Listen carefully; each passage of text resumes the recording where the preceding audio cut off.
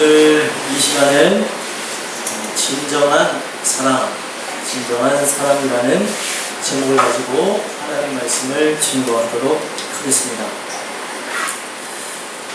여러분들이 읽으신 본문의 내용, 고린도전서 4장 14절에서부터 21절까지의 내용을 보면은 사도 바울이 아버지의 심정으로 고린도 교인들에게 편지를 쓰고 있는 것을 볼 수가 있습니다. 왜 그가 아버지의 심정으로 고린도 교인들에게 편지를 썼을까? 고린도 전서를 전체를 보니까 고린도 전서는 사랑에 관련된 책이구나라는 것을 알 수 있습니다. 사랑이 무엇인지를 알려주는 책이라는 것이죠. 왜 사랑이 무엇인지를 고린도 교인들에게 알려줬냐면 그들이 예수를 믿는다고 하면서 갖가지 문제와 그리고 책망을 받을 일들이 있었기 때문에 그들에게 진정한 사랑은 이와 같은 것이다 라는 것을 알려주기 위해서 고린도전서를 썼다는 겁니다. 그래서 고린도전서 안에 들어가서 보면은 고린도 교회 안에 있었던 세 가지 책망을 통하여서 권면하는 내용이 나와요. 분열에 대한 책망, 그리고 어떤 책망이 있습니까? 음행에 관한 책망, 그리고 형제 송사에 관한 책망. 그 책망을 통하여서 그들이 진정한 사랑이 있느냐, 그들이 갖고 있는 분열의 모습, 음행의 모습, 송사하는 그 모습이 과연 참 그리스도인이 맞느냐라는 것을 가르쳐주는 것이었고요. 또 결혼의 문제, 또 어떤 문제가 있습니까? 우상제물에 관한 문제, 또 공공예배 문제, 부활의 문제 등 그 여러 가지 그 문제들을 통하여서 고린도 교회의 모습이 과연 너희들에게 사랑이 있느냐? 사랑이 있다고 한다면 그럼 여러 가지 문제가 생겨날 수가 없는데 먹는 것에서도 문제가 생겨나고 또 여러 부분에서 예배를 드릴 때에도 문제가 생겨나는 모습. 내 은사가 크냐 아니면은 내 은사가 작느냐 서로가 서로를 비판하고 정죄하는 모습이 있었다는 거예요. 오늘 우리가 이 내용을 통해서 봐야 되는 것은 우리가 신앙생활을 하는 그 부분은 오직 하나님을 바라보고 하는 것이지 사람을 보고 하는 것이 아니고 우리가 돈이나 권력을 또 나타내기 위해서 또 많이 얻기 위해서 신앙생활을 하는 것이 아니라는 사실입니다. 그래서 오늘 이 내용을 통해서 함께 봐야 되는 건 뭐냐면 너희들이 그렇게 은혜를 받았다고 하는데 충만하다고 하는데 어떻게 이와 같은 모습이 있느냐? 사랑이 너희 안에 없기 때문에 그렇다라는 것을 알려주셨다는 겁니다. 그래서 사랑의 모습은 무엇이냐? 그냥 상상이나 관념에 있는 것이 사랑이 아니라 사랑은 하나님이 자신의 아들을 십자가에 달려서서 모든 사람들을 구원하는 것처럼 그렇게 실제적인 모습이 있는 것이 사랑이라는 것을 알려주시고 그 사랑의 인격체이고 사랑의 결정체이신 예수님에 대해서 여러분들이 잘 아는 고린도 13장에서 완전한 인격체인 예수님에 대해서 증거하는 것을 볼 수 있습니다. 그래서 그 어떤 것을 우리가 사모하고 받으려고 노력하지 말고 가장 좋은 길을 보여줄 것인데 그 사랑의 결정체이신 예수님을 받으라는 겁니다. 너희 안에 그런 책망의 모습이 있다는 것, 문제가 넘쳐난다는 것, 아직도 비교의식에 사로잡혀서 비판하고 정죄하고 자꾸 내 이름을 드러내려고 하는 것, 이 모든 것들은 아직도 내 안에 예수가 없어서 그렇다라는 것을 알려주게 하기 위해서 쓴 게 바로 고린도전서라는 거예요.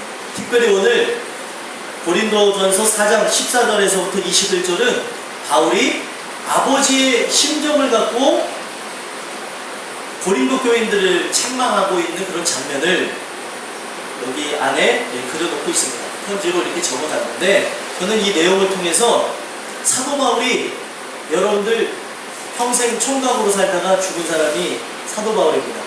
결혼을 해본 적이 없고 자녀를 낳은 적이 없지만 아버지의 심정을 갖고 있었어요. 제가 말씀드리고 싶은 거는 우리가 인생을 살아가면서 어떤 세상적인 경험을 해야 그것을 지도하고 가르칠 수 있는 게 아닙니다. 하나님이 주시는 그 사랑, 그 하나님이 깨닫게 하신 그 은혜가 그 모든 세대를 초월해서 참된 지혜를 가르칠 수 있다는 거예요. 그래서 여러분들, 제가 전하는 이 말씀을 통해서 진정한 사랑이 무엇인지를 다시 한번 생각해보고 나가는 그 은혜가 있게 되기를 간절히 소망합니다. 그래서 진정한 사랑은 세 가지의 포인트를 갖고 우리가 함께 나눌 수가 있는데, 진정한 사랑이 무엇이냐? 첫 번째로 하나님의 사랑으로 자녀같이 권면하는 것이라는 거예요. 뭐라고요? 하나님의 사랑으로 자녀같이 권면하는 것. 왜 제가 하나님의 사랑으로 라는 것을 붙였냐면, 일부 예배를 전하면서 다시 깨닫게 하신 게, 우리가 자녀같이 권한다고 하는 그 부분에서 인간적인 오해를 가질 수가 있기 때문에 제가 하나님의 사랑으로 라는 것을 붙였습니다. 자녀같이 권한다는 게 무엇일까요? 육신의 부모를 통해서 우리가 살펴보면은, 육신의 부모는 자녀가 잘못된 행동을 하고 그리고 잘못된 길을 걸어가면 그 부모는 자녀가 온전한 길을 걷게 하고자 여러 부분에서 지도하는 그 모습이 있다는 거예요. 그래서 세상에 있는 그 많은 사람들은 아무리 어린아이들을 사랑하고 예뻐한다 하더라도 부모처럼 예뻐하고 사랑할 수는 없습니다. 그리고 혹여나 잘못하게 되어지고 나에게 피해를 입힌다면 그 자녀, 남의 자녀를 내 모든 것을 헌신하면서 희생하면서까지 사랑할 수는 없는 모습들이 많다는 거예요. 그러나 부모는 어떤 모습이 있습니까? 부모는 내 자녀니까 끝까지 포기하지 않고 사랑하는 모습이 있다는 거예요. 우리는 육신의 부모가 자녀를 사랑하는 모습을 통해서 하나님이 우리를 사랑하는 모습이 어떠한 것인가를 살펴봐야 된다는 거예요. 하나님의 사랑은 끝까지 포기를 하지 않으십니다. 아멘이십니까? 근데 육신의 부모들도 요즘에 보면은 포기하는 분들이 많이 있죠. 가르쳐야 될 부분에서 가르치지 아니하고 또 자기가 편안하고자 그 잠시 잠깐의 그 시간을 보내버리는 것으로 인해서 어떤 사람은 20분, 어떤 사람은 몇 분, 어떤 사람은 또 몇 시간을 편하게 하루에 그 아이를 보는 시간 가운데 편하게 보내는 것을 통해서 아이들의 몇십 년이 바뀌어진다는 것은 생각하지 못하고 여러 가지 세상의 문화 콘텐츠를 보여주는 것을 볼 수가 있다는 거예요. 영상 미디어나 음악들, 여러 가지 이런 것을 통해서 얘네들 안에 다 사상이 주입되어지고 세상의 것들로 채워지고 있는 것을 모르고 있다는 사실이에요. 또 심지어 알고 있는데도 불구하고 내 몸이 편안하고자 내 즐거운 것을 하고자 이 아이들을 불 가운데 내놓는 경우들이 있다는 거예요. 하지만 하나님의 사랑은 어떤 모습이죠? 하나님의 사랑은 죄인을 사랑하시는 모습이라는 거예요. 이 사랑이 왜 위대하냐면 조건이 없어요. 그래서 하나님의 사랑은 무조건적인 사랑, 아가페 사랑이라고 합니다. 세상의 사랑은 다 조건이 붙어 있어요. 그러나 하나님의 사랑은 조건이 없습니다. 왜냐하면 죄인을 사랑하셨기 때문이죠. 그 죄인을 얼마만큼 사랑하냐면 자신의 아들을 십자가에 매달 정도로 사랑하셨다라는 것을 보여주셨어요. 우리는 그 하나님의 그 사랑을 통하여서 함께 봐야 되는 것은 하나님의 사랑이 얼마나 크냐면 영원토록 우리를 구원하시기 위해서 이 땅에서 모든 것을 동원하여서 하나님께로 나아오게끔 하는 것이 하나님의 사랑이라는 거예요. 그래서 그 사랑의 모습을 보니까 요한복음 6장에도 나와져 있고 8장에도 나와져 있는데 우리 예수님이 이런 고백을 합니다. 하나님께서 맡겨주신 자들, 보내주신 자들을 하나도 잃어버리지 아니하는 것이다 라고 얘기해요. 그럼 하나님의 사랑은 무엇이냐면 끝까지 포기하지 않고 그들을 구원해내는 사랑이라는 겁니다. 오늘날 육신의 부모들은 온전한 모습으로 나가야 되지만 세대가 점점 악화해지고 사리분별이 잘 안 되다 보다 보니까 이 자녀들을 불 가운데 내놓은 것처럼 하는 그 모습들도 나타날 때가 있는데 중요한 것은 우리 하나님께서는 우리 모든 육체와 영혼들을 사랑하셔서 우리가 영원토록 살 수 있도록 끝까지 포기하지 아니하시고 자녀처럼 권하는 모습이 있다. 여러분들과 저는 이 말씀을 통해서 내 자녀라고 한다면 우리가 자녀를 낳으신 분도 있고 안 낳으신 분도 있지만 알고 있는 그 지식을 통해서 보셔야 되는 게 내 자녀와 남의 자녀가 같습니까? 틀리죠. 식당에서 예를 들면 소란을 피울 때에 어떤 분들은 많은 부분에서 넓으신 분들은 아이들을 훈계하기도 하지만 그 아이를 바꾸기 위해서 끝까지 노력하는 분들은 없습니다. 그렇죠? 하지만 내 자녀라면 식당에서 예를 들면은 아직 잘 모르고 어리다 보니까 예의범절에 어긋나는 행동을 하면은 부모는 그 아이를 데려다가 훈육을 하고 이제 식당이나 공공장에서 잘 사용할 수 있고 잘 어울릴 수 있도록 가르치는 모습이 있다는 거예요. 왜요? 내 자녀니까 그렇죠. 내 자녀니까 그렇게 애정을 쏟으면서 그런 모습들을 행하면서 살아갈 수밖에 없다는 거예요. 본능이 있기에. 그러면 하나님은 어떤 모습이 있느냐? 우리를 영원토록 살게 하시기 위해서 우리의 어그러진 다리를 고치시고 눈먼 우리의 눈을 뜨게 하셔서 바라봐야 될 게 이 세상이 아니라 저 영원한 세상인 것을 제시해 주신다는 거예요. 아직은 모르죠. 아직은 연약하죠. 아직은 세상에 때가 묻어서 무엇이 중요하고 또 어느 것이 소중한지도 모르고 살아가는 그런 인생들에게 사랑을 통하여서 그것을 행하여 주신다는 겁니다.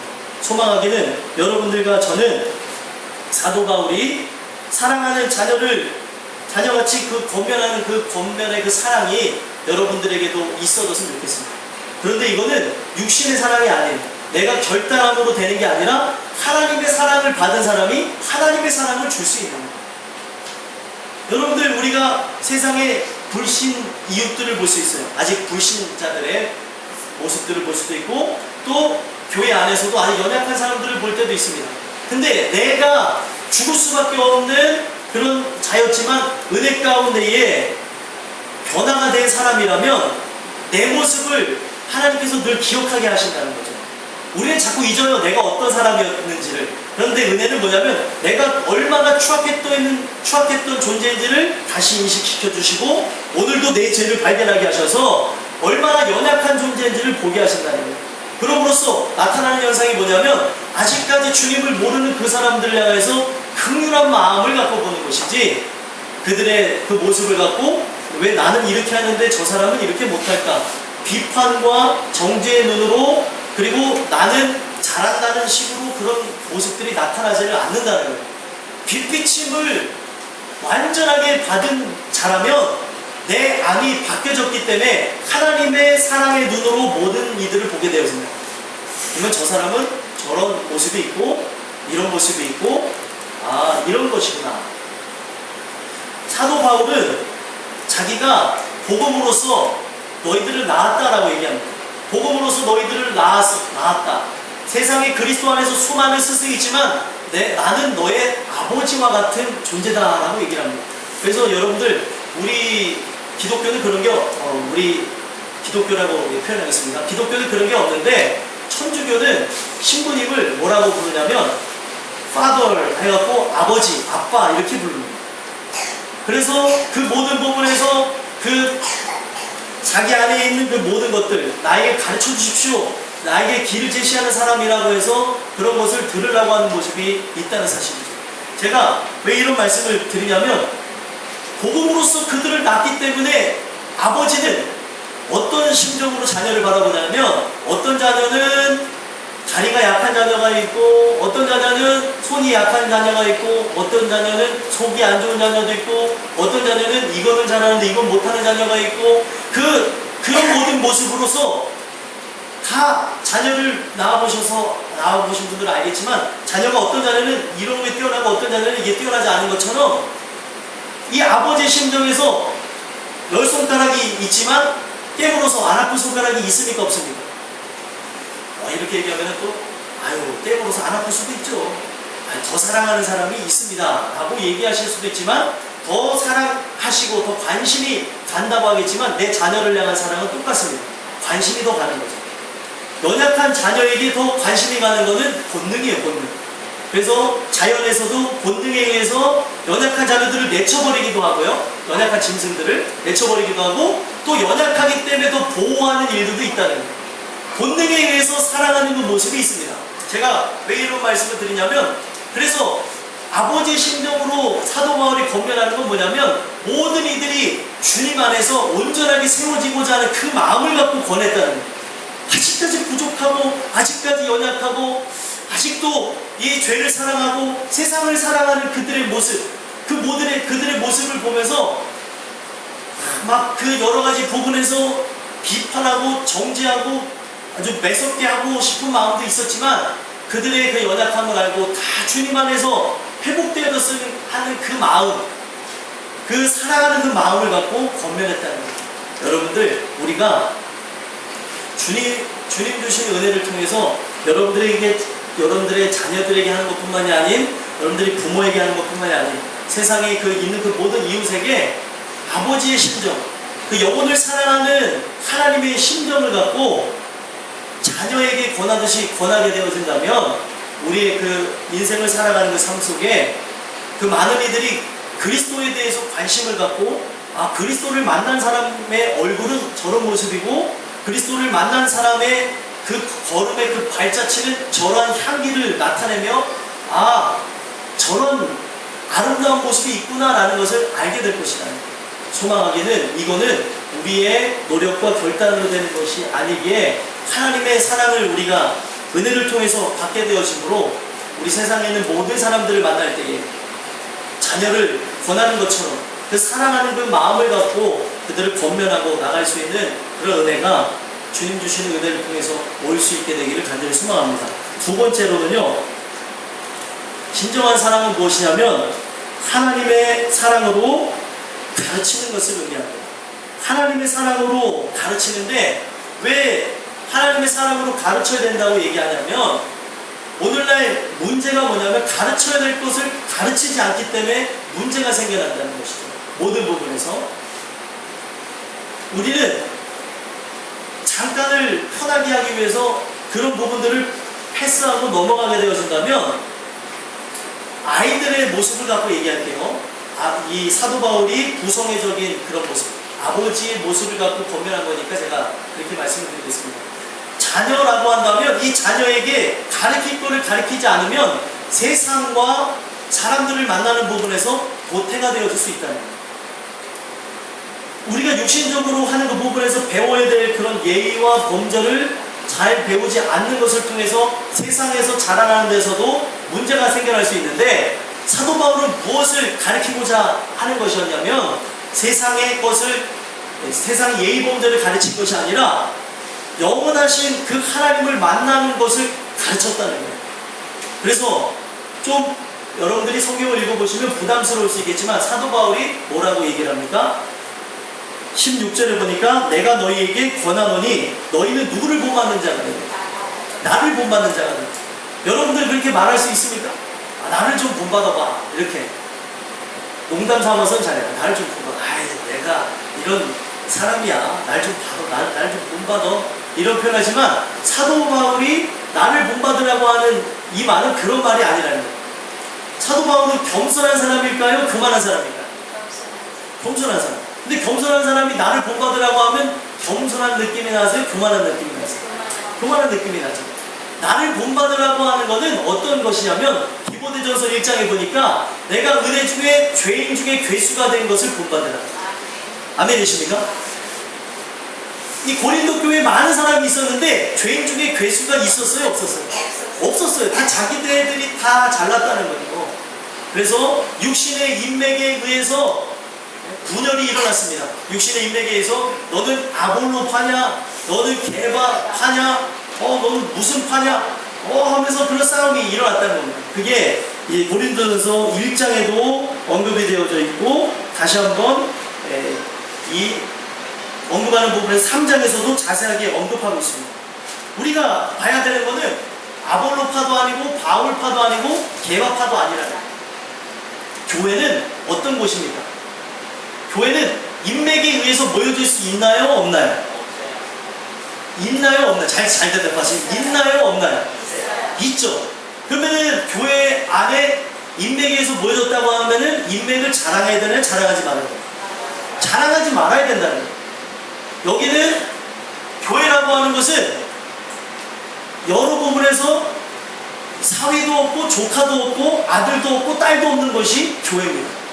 근데 사람들은 자꾸 이런 모든 부분에서 육신의 것으로 입을 올가매려고 하는데 이 부분이 아니라는 사실이에요. 어떤 파가 중요한 것이 아닙니다. 그 파를 논하면 안 되는 거죠. 어디 파가 있겠습니까? 아들 같다고요? 하나님께서 세우셨으면 아들이 아닙니다. 이제 아들도 아니고 사위도 아니고 조카도 아니고 그리고 여러분들이 친한 그 어떤 사람도 아니라는 거예요. 교회 안에서 그런 어떤 호칭도 앞으로는 붙여지면 안 됩니다. 근데 오늘날 우리가 교회 안에 은근히 그것을 만들어가는 경향이 있어요. 이 모든 부분이 예수 안에서 없어졌습니다. 왜 그러냐면 우리는 어떤 사람과 친한 것으로 어떤 사람과 친한 것은 도움이 될 수 있고요. 어떤 사람과 인격적인 만남을 갖는 것은 참 좋은 것이지만 그거를 통하여서 무엇을 봐야 되는 거냐면 그리스도를 만나는 데 목적이 있습니다. 교회는 임내계에서 모여질 수 있지만 교회라고 하는 것은 죄인들이 모여지는 장소고 교회는 같은 신앙을 갖는 데 목적을 갖고 있습니다. 혈연지간이 모여질 수도 있어요. 하지만 혈연지간이라는 걸 강조할 때는 교회는 깨지는 거예요. 또 혈연지간이라는 것을 통해서 내가 어떤 부분에서 권리를 행사하게 되어지면 문제가 생겨나는 거예요. 그래서 제가 여기 있는 분들 중에 저하고 어떤 친분이 개인적인 친분이 있는 분들이 있겠지만 잔인하게 들릴지라도 그렇게 말씀을 드리는 데는 이 교회 안에서는 모든 것이 사라져요. 육신의 모습은 사라져야 되는 겁니다. 교회의 몸된 지체로서 형제 자매로 모여졌다는 사실이에요. 그래서 교회라고 하는 것은 딱 정해졌습니다. 교회는 어떤 사람들이 모인다고요? 죄인들이 모이는 장소로서 우리는 예수님의 몸된 지체로 손과 발의 역할을 감당해야 되는 사람. 그래서 어떤 사람은 목사로, 어떤 사람은 교사로, 어떤 사람은 복음 전하는 자로, 등등등 이러한 모습으로 나가는 것이 교회인 것이지 우리가 어떤 인맥을 자랑하는 것이 아니라는 거예요. 옛날에도 이런 모습이 있었고 오늘도 지금도 이런 모습이 있습니다. 여러분들이 이것을 통해서 이게 왜 중요한가를 아셨으면 좋겠어요. 제가 놀란 것은 제가 전에 사역하던 그 교회에서 이 교회 하다 보니까 이름이 비슷한 사람이 있는 거예요. 이게 이름이 비슷할 수도 있겠구나라고 했는데 알고 봤더니 그 목사님의 누나가 다니고 목사님의 매형이 다니고 혈연지간이 많이 다니는데 한 번도 혈연지간이라는 것을 드러내는 적이 한 번도 없었다는 거예요. 아무도 모르는 거예요. 왜냐하면 교회라고 하는 것이 그것을 알게 되어지면은 아무런 일도 아니지만 저게 절에 말이 없던 것도 생겨날 수 있기 때문에 그 교회에서는 제가 보니까 일절 언급 없이 자기의 어떻게 보면 촌수가 낮은 사람인데도 그 모든 부분에서 하는 모습이 있다는 거예요. 여러분들 우리는 이 내용을 통해서 봐야 되는 것은 요아스 왕을 기억해야 된다는 걸 기억하셨으면 좋겠습니다. 요아스 왕을 보시면 요아스 왕은 여호야다 제사장 밑에서 은혜롭게 자라난 인물이었습니다. 요아스 왕은 불행한 어린 시절을 겪었죠. 어떤 어린 시절을 겪었습니까? 아버지가 일찍 죽었고 또 할머니에 의해서 자신의 형제들이 죽는 그런 고통을 당하였으며 자기만 간신히 살아남아서 여호야다 제사장 손에 의해서 길러졌습니다. 그러다 보니까 여호야다 제사장은 요아스 왕한테 어떤 존재겠어요? 아버지 이상의 존재였다는 거예요. 그래서 그 아버지 이상 존재인 여호야다 제사장 밑에 있을 때는 말씀으로 나라를 잘 통치하고 종교교육하는 모습도 있었지만 이 요아스 왕이 인맥에 기인해서 여호야다만 의지하고 나가게 되어지니까 여호야다가 죽게 되어지니까 그 신앙이 본질이 드러나게 됐다는 거예요. 진짜가 드러났는데 이 요아스 왕은 하나님을 만났습니까? 못 만났습니까? 못 만났다는 거예요. 요아스가 여호야다하고는 긴밀한 그런 인격적인 만남과 교제가 있었지만 하나님을 만나지 못했다는 거예요. 그러므로서 우리가 알아야 되는 게 자꾸 어떤 사람들이 목회자나 또 존경받을 만한 신앙인들이 자기를 바라보라고 하는 사람들이 있다면 문제가 있는 사람이다. 자기를 통하여서 바라봐야 되는 대상이 누구예요? 그리스도라는 거죠. 근데 오늘날 많은 사람들 중에는 자기를 자꾸 바라봐야 되는 것처럼 강조하는 분들이 있다는 거예요. 결국에 요아스가 인격적으로 하나님을 만나지 못하니까 우상을 들어와서 우상의 나라로 바꿔버린 것뿐만 아니라 나중에는 깨닫지도 못하고 죄악에 얽매여지게 되어져서 자신의 신복에 의해서 비참하게 죽음을 당한 왕이 요아스 왕이 되었다. 오늘 우리가 이 내용을 통해서 봐야 되는 것은 우리가 자랑해야 될 것이 무엇이냐는 거예요. 자랑할 것은 아무것도 없습니다. 자랑할 건 뭐예요? 십자가와 그리스도 외에는 자랑할 것이 없다는 거예요.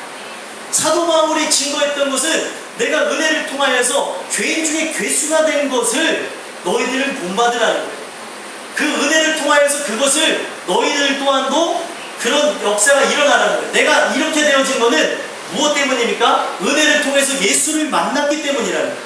내세울 것이 아무것도 없다는 거죠. 그것을 가르쳐야 된다는 거예요. 어린아이들이든 또 어른들이든 누구든. 때로는 자녀가 부모에게 가르칠 수도 있겠죠. 또 부모가 자녀에게 가르칠 수도 있고, 우리가 주변에 있는 이들에게 증거해야 될 게 무엇이냐는 거예요. 내 자랑이 아닙니다. 가르쳐야 될 것은 다른 것이 아니라 은혜 가운데 내가 어떤 사람이라는 것을 가르쳐야 되는 거예요. 죄인 중에 괴수. 근데 여러분들 봐보세요. 우리 교인들만 쭉 놓고 봤을 때 내가 죄인 중에 괴수라고 느껴지나요? 전도사님이 아니라고 고백해 감사합니다. 네. 죄인 중에 괴수라고 여겨지지를 않는다는 거예요. 머리로는 죄인 중에 괴수지라고 하지만 가슴에서 내가 죄인 중에 괴수라는 것을 알지 못합니다. 은혜가 왜 필요한 줄 아세요? 은혜는 이 모든 생각을 바꿔버리는 거예요. 내가 제일 나쁜 사람이에요.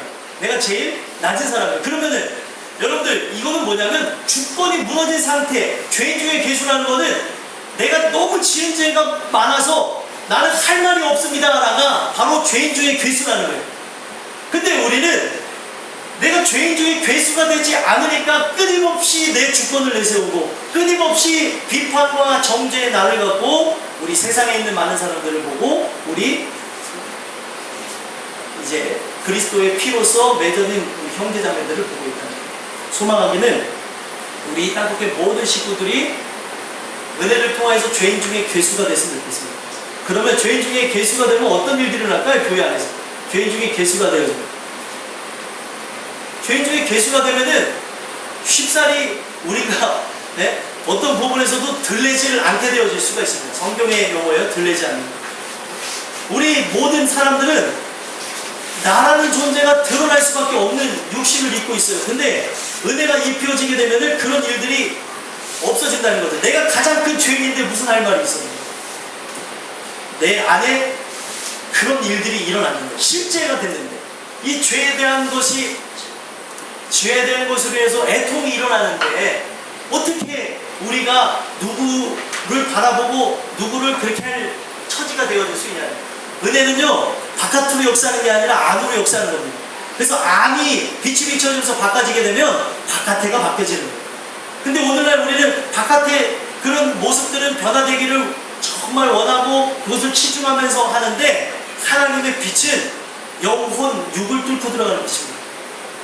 그래서 이 안을 비춰준다는 거예요. 내가 얼마나 추악한 존재인지, 내가 얼마나 연약한 존재인지. 나는 정말로 그리스도가 내 구주가 되지 않으면 천국에 갈 수 없는 존재라는 것을 알려주신다는 거예요. 우리는 하나님의 법의 기준대로 천국에 들어간다면, 하나님의 법의 기준대로라면 여기 천국 갈 사람이 있을까요? 없을까요?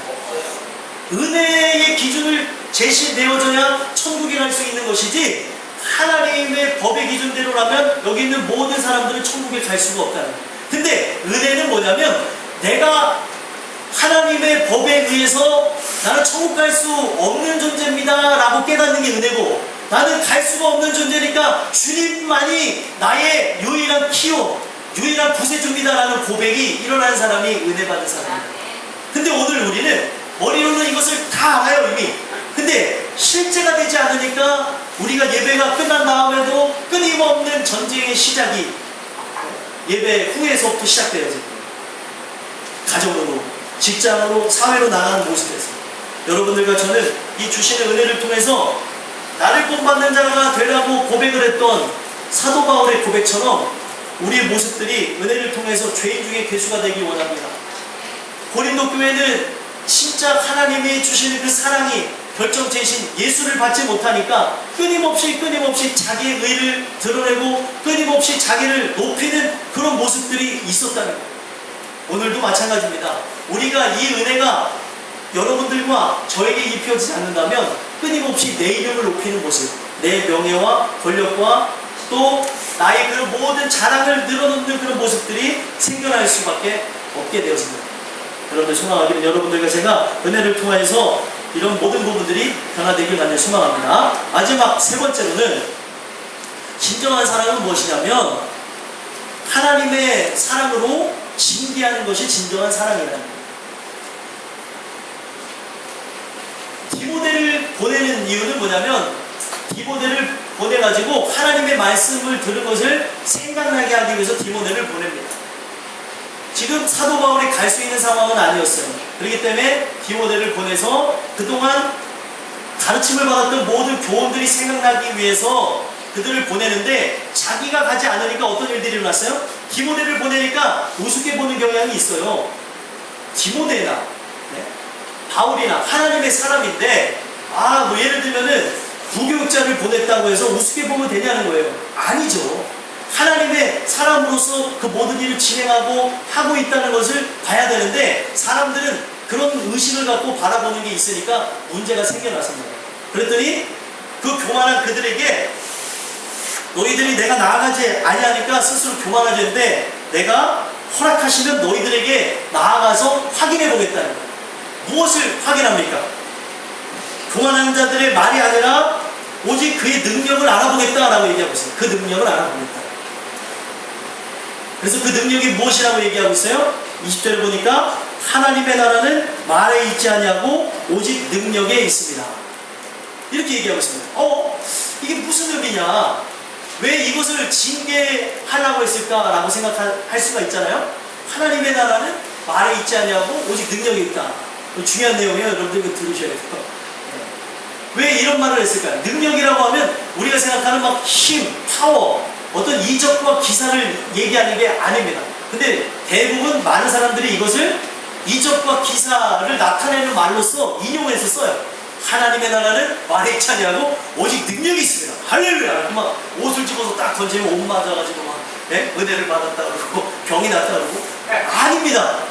여기서 말하는 오직 능력이 있다고 하는 것은 고린도전서 1장에 보니까 1장 18절 이런 말씀이 있습니다. 십자가의 도가 멸망하는 자들에게는 미련한 것이요 구원을 받는 우리에게는 뭐라고요? 하나님의 능력이라.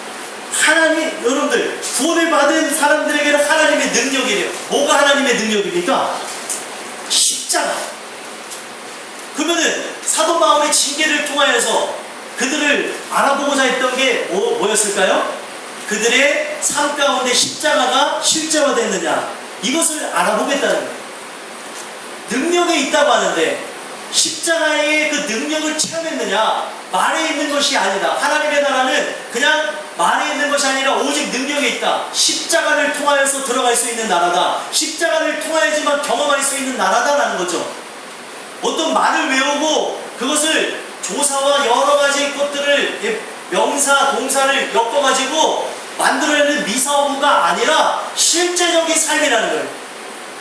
그러면은 오늘날 우리가 봐야 되는 건 뭐예요? 은혜를 입혀줬으면 십자가 그리스도 외에는 자랑하지 않는 자가 되어진다. 사도 바울이 어떤 말을 했습니까?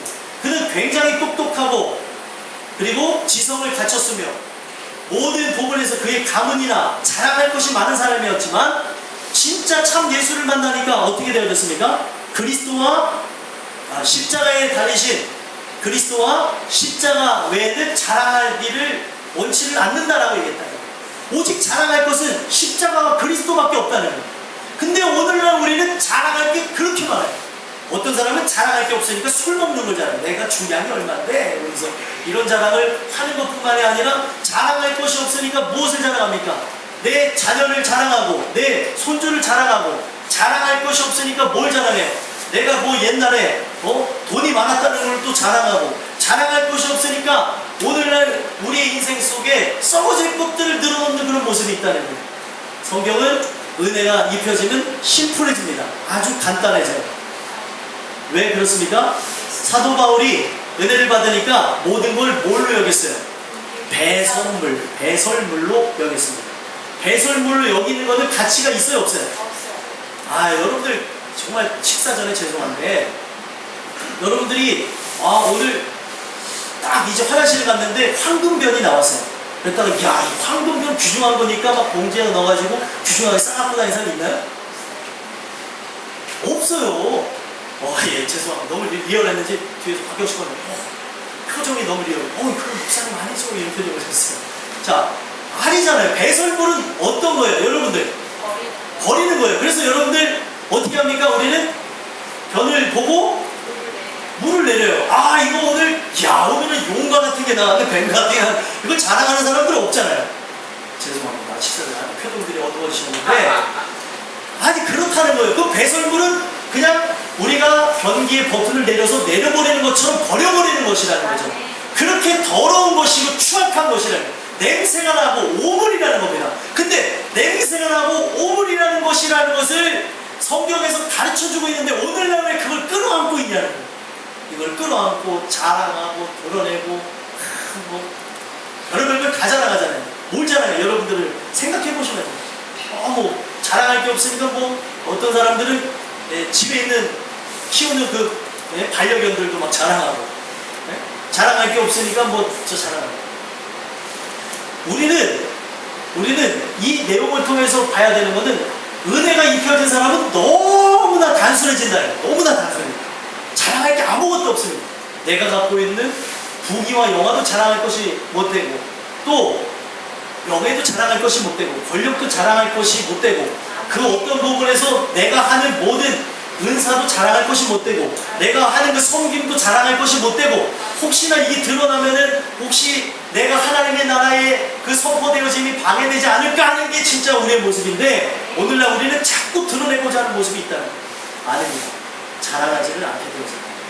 오직 은혜를 통해서 여러분들과 저는 십자가와 그리스도만을 전하고 십자가와 그리스도 외에는 모든 것을 알기로 알지 않기로 작정하게 되어지는 여러분들과 제가 됐으면 좋겠습니다. 근데 오늘날 많은 사람들은 세상의 것에 대한 지식의 욕구 또 모든 것에 대한 탐욕의 욕구 여러분들 욕구라는 거는요 자꾸 가지려고 하는 거잖아요. 그 욕구는 먹는 것에서부터 입는 것, 마시는 것, 내가 행동하는 것, 누리는 것 모든 것으로 드러난다는 거예요. 이게 육신입니다.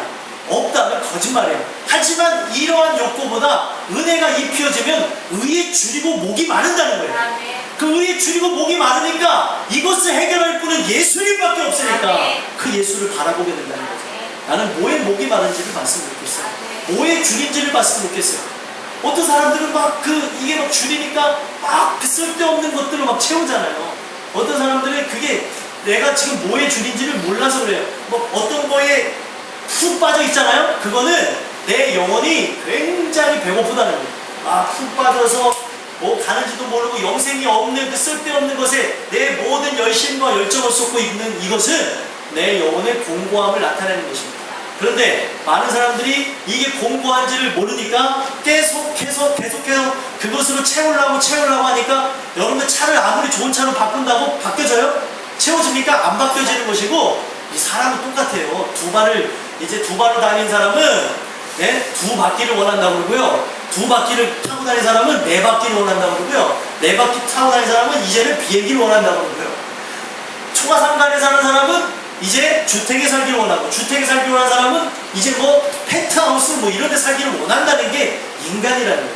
근데 이 인간의 모든 욕구를 거스르는 게 무엇입니까? 은혜라는 거예요. 은혜. 오늘 여러분들과 저는 하나님의 나라는 말에 있지 않냐고 오직 능력에 있습니다. 내 삶을 통하여서 증거되어지는 십자가와 그리스도라는 사실을 기억하셨으면 좋겠습니다. 그럼 여러분들이 입만 열면 나오는 게 불평불만이 아니고 입만 열면 나와야 되는 게 뭐예요? 예수님 그리고 십자가 나를 변화시킨 십자가만 나와야 돼요. 모든 부분에서 우리는 감사할 것밖에 없는 존재라는 것을 보셨으면 좋겠습니다. 그래서 우리는요 모든 인식이 바뀌어지는 거예요. 하나님의 나라에 대한 인식을 가지고 내가 바꾸는 게 아니라 모든 부분을 통해서 하나님이 주시는 은혜로 이 삶에 감사와 기쁨이 넘쳐나는 삶이라는 걸 보셨으면 좋겠어요. 내가 어떤 사람인지를 보는 부분이 있었으면 좋겠고, 사도 바울은 그들을 너무 사랑하니까 마지막에 21절에 그 강경한 어투로 그들을 돌이키고자 하는 마음으로 너희가 무엇을 원하느냐? 내가 매를 가지고 너에게 나아가느냐? 아니면 사랑과 온유한 마음으로 나아가냐? 이렇게 얘기하고 있는 걸 볼 수 있어요. 너희들을 이렇게까지 해서 지금은 말로써 권고하고 권면하는 이유는 뭐예요? 그들의 그 인생이 그리스도를 만남으로 다 천성에 들어갔으면 하는 그 마음을 갖고 한다는 거예요.